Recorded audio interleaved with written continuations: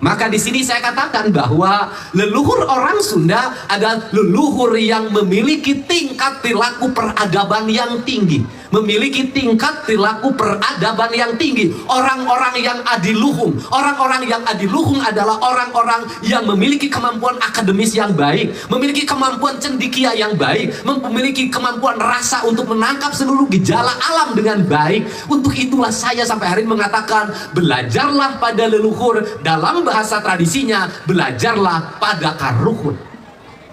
Dalam kaidah Islam disebutnya man arofa nafsahu faqad arofa robbahu. Siapa yang mengenal dirinya, mengenal lingkungannya, mengenal leluhurnya, dia akan mengenal Tuhannya. Saat ini tidak mesti kita membanggakan leluhurnya orang lain, leluhurnya orang Barat, leluhurnya orang Cina, leluhurnya orang Amerika, leluhur siapapun tidak mesti kita banggakan. Kenapa? Mereka adalah mereka, bukan kita. Mereka akan mencintai garis leluhurnya mereka, dan mereka tidak akan memberikan apa-apa pada kita. Cintailah leluhur kita, karena leluhur kita sudah menitipkan tanah bernama tanah Sunda, tanah Nusantara, tanah Indonesia. Sampurasun. Mungkin orang sangat aneh dengan cara dan perilaku hidup saya sejak saya menjabat menjadi Wakil Bupati Purwakarta. Sesungguhnya apa sih yang menjadi kerisauan dirinya, yang menjadi kegelisahan hidupnya? Kalau secara pribadi saya ini udah cukup segalanya. Apa kegelisahannya? Kegelisahan saya adalah kegelisahan sebuah tanah leluhur yang bernama tanah Sunda, yang makin lama makin menyempit wilayahnya, makin menyempit perilaku hidup masyarakatnya, makin menyempit perilaku kebudayaannya, makin menyempit perilaku sosialnya, makin menyempit rasa dan martabat hidup warganya.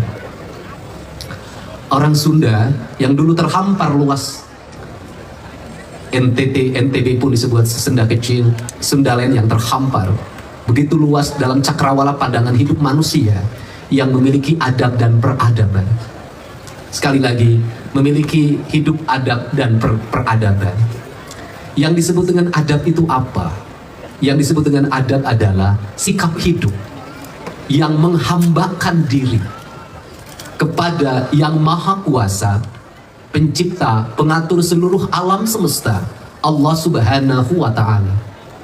Ciri orang yang menghambakan diri adalah orang yang memberikan seluruh jiwa dan raganya untuk tugas-tugas kemanusiaan. Tugas-tugas kemanusiaan dalam terminologi Sunda itu adalah tugas-tugas lelaku hidup yang ada dalam bahasa yang sederhana. Orang yang berperi kemanusiaan, orang yang berperadaban, orang yang memiliki rasa, orang yang memiliki cinta adalah orang yang memiliki rumasa. Orang yang memiliki rumasa adalah orang yang dirinya penuh dengan rasa. Orang yang dirinya penuh dengan rasa adalah orang-orang yang mudah hidupnya, tergerak hatinya oleh berbagai problem yang dialami oleh orang lain. Karena mudah tersentuh hatinya oleh problem yang dialami oleh orang lain, maka orang Sunda merumuskan hidupnya dalam sebuah komunitas masyarakat yang disebut dengan perkampungan, padukuhan, kabuyutan. Yang disebut dengan perkampungan, nanti saya terjemahkan dalam bahasa akademik, adalah sebuah komunitas komplek perumahan yang jumlah manusianya harus seimbang dengan ketersediaan airnya, jumlah manusianya harus seimbang dengan ketersediaan oksigennya, jumlah manusianya harus sesuai dengan ketersediaan sumber pangannya, jumlah manusianya harus sesuai dengan ketersediaan alam hijaunya yang disebut dengan ruang terbuka hijaunya. Maka kampung-kampung disusun itu selalu memiliki 3 kategori. Dia punya sumber mata air, dia punya hutan, dia punya aliran sungai, dan kemudian di dalamnya dia memiliki sumber-sumber pangan. Maka di sini saya katakan bahwa leluhur orang Sunda adalah leluhur yang memiliki tingkat perilaku peradaban yang tinggi, memiliki tingkat perilaku peradaban yang tinggi. Orang-orang yang adiluhung, orang-orang yang adiluhung adalah orang-orang yang memiliki kemampuan akademis yang baik, memiliki kemampuan cendekia yang baik, memiliki kemampuan rasa untuk menangkap seluruh gejala alam dengan baik. Untuk itulah saya sampai hari ini mengatakan, belajarlah pada leluhur. Dalam bahasa tradisinya, belajarlah pada karuhun.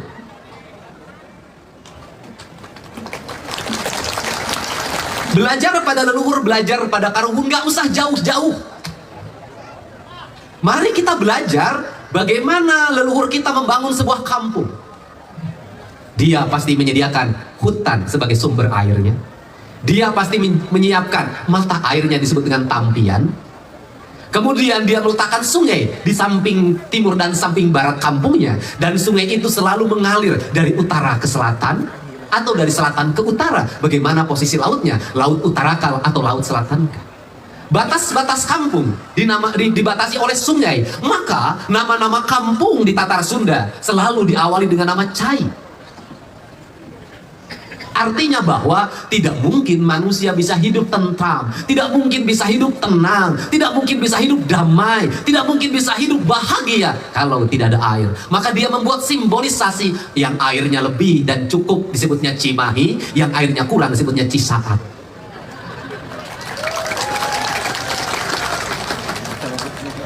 Untuk merawat kebudayaan dan perilaku ekosistemnya, perilaku ekologinya, perilaku alamnya, agar pengisi kampungnya menyadari akan dirinya, dari mana asalnya, di mana berada, dan akan kemana. Dalam kaidah Islam disebutnya, man arofa nafsahu faqad arofa robbahu. Siapa yang mengenal dirinya, mengenal lingkungannya, mengenal leluhurnya, dia akan mengenal Tuhannya. Nah, dalam perspektif itulah orang Sunda membuat peringatan. Maka peringatannya disebut dengan ruwat bumi. Kemudian ruwat bumi itu dalam bahasa internasional disebutnya apa? Hari bumi. Maka PBB menetapkan hari air sedunia, hari pangan sedunia, hari lingkungan hidup sedunia. Itulah PBB. Kita leluhur kita sebelum PBB menetapkan itu, sebelum dunia internasional menetapkan hari-hari itu, leluhur kita sudah menyatakan, sudah ada hari-hari yang harus dirawat dan dijaga. Senin, Selasa, Rabu, Kamis, Jumat, Sabtu, Minggu. Lelaku budayanya dibuat dalam hajat harian, hajat mingguan, hajat bulanan, hajat tahunan. Disebutnya ruwat bumi. Artinya ruwat bumi adalah sebuah peringatan bagi seluruh penghuni buminya agar dia sadar pada lingkungannya, tidak melakukan penebangan pohon yang berlebihan, tidak membuat rumah yang berlebihan, tidak membuat kawasan industri yang membabat ekosistem, tidak melakukan penimbunan tanah yang berlebihan. Maka dia ada ruwat, rumawat. Itu adalah ngajaga dan ngariksa. Itulah cara leluhur kita menjaga lingkungannya. Ujung dari ruwat bumi apa? Kepala kambing dipenggal dimasukkan ke tanah, kaki kambing dipenggal dimasukkan ke tanah. Bukan kemusyrikan, bukan kekafiran, tapi itu peringatan. Kepalamu masukkan ke tanah, tanahmu masukkan ke tanah, karena engkau agar tidak besar kepala, dan kakimu agar tidak terlalu menginjak, menabrak, menendang siapapun, rendam ke tanah. Dalam perspektif kesehatan, kalau orang memotong kambing, di kepalanya dibuang, kakinya dibuang, itu cermin orang yang makmur. Orang yang motong sapi, kepalanya dibuang, dikubur, kakinya dikubur, dikembalikan ke tanah, untuk dikerumuni oleh ulat, untuk dikerumuni oleh semut, untuk dikerumuni oleh mikroba, untuk dikerumuni oleh bakteri. Itu cermin orang-orang yang kaya. Kenapa? Karena daging yang dihalalkan, karena daging yang memiliki kandungan protein yang tinggi, yang bermanfaat bagi kesehatan, itu dimakan. Kaki dan kepala tidak boleh dimakan. Itu ilmiah. Silakan Anda pergi ke Amerika. Di Amerika tidak ada kaki sapi dimasak. Di Amerika tidak ada kepala sapi dimasak. Di Amerika tidak ada usus dimasak. Kenapa? Mereka tahu itu adalah makanan yang sampah, yang bisa merusak kehidupan bagi yang memakannya. Yang dimakan hanya daging-daging tertentu. Orang Amerika apa? Bukunya. Orang Amerika semuanya berdasarkan penelitian, pengetahuan akademis. Semuanya berdasarkan seluruh kerangka pemahaman ahli gizinya yang bekerja. Leluhur kita tidak sekolah gizi, tapi dia ngerti. Apa yang terjadi pada hari ini pada orang Sunda? Kokoro manggih mulut. Karena kokoro manggih mulut, hulu dihakan, suku dihakan, jeroan dihakan. Itu pun nunggu daging kurban. Apa yang terjadi terhadap itu? Di kampung-kampung tekanan darah tinggi semakin naik, Kolesterol semakin naik, jantung semakin menerkam, stroke di mana-mana. Orang Sunda umurnya sudah jarang yang menyentuh 100 tahun, 60 tahun tewas, 50 tahun tewas. Kemudian mereka mati muda rata-rata karena penyakit yang menggerogotinya. Kenapa? Tamarakan. Kenapa? Sagala dihaka. Prinsip. Maka banyak orang bertanya, Kang Deddy kenapa segar terus? Kang Deddy kenapa kalau batuk bertahannya sebentar? Kang Deddy kenapa tidak minum obat? Kang Deddy kenapa jarang dirawat dan tidak pernah dirawat? Karena saya mempraktekkan ajaran-ajaran leluhur dalam perilaku hidup. Saya mempraktekkan bertuhan bukan sekedar kata-kata, tapi dalam kehidupan yang nyata. Bukan hanya cerita, tapi fakta yang saya alami dalam keyakinan diri saya sendiri.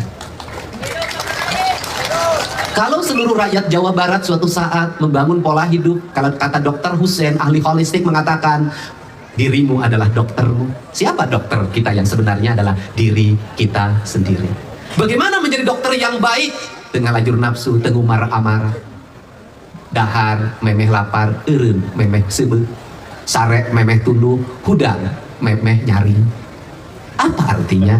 Bangunlah siklus hidup dengan baik. Jangan suka makan ketika lapar. Tentukanlah waktu makan Anda tetapnya jam berapa. Jangan pernah digeser-geser karena pekerjaan. Jangan pernah digeser-geser karena pikiran. Karena apa? Begitu menggeser pekerjaan Anda tidak ada arti. Anda cari duit banyak, kemudian besok kena penyakit kena penyakit lambung, duit Anda tidak ada arti. Makanlah tepat pada waktunya.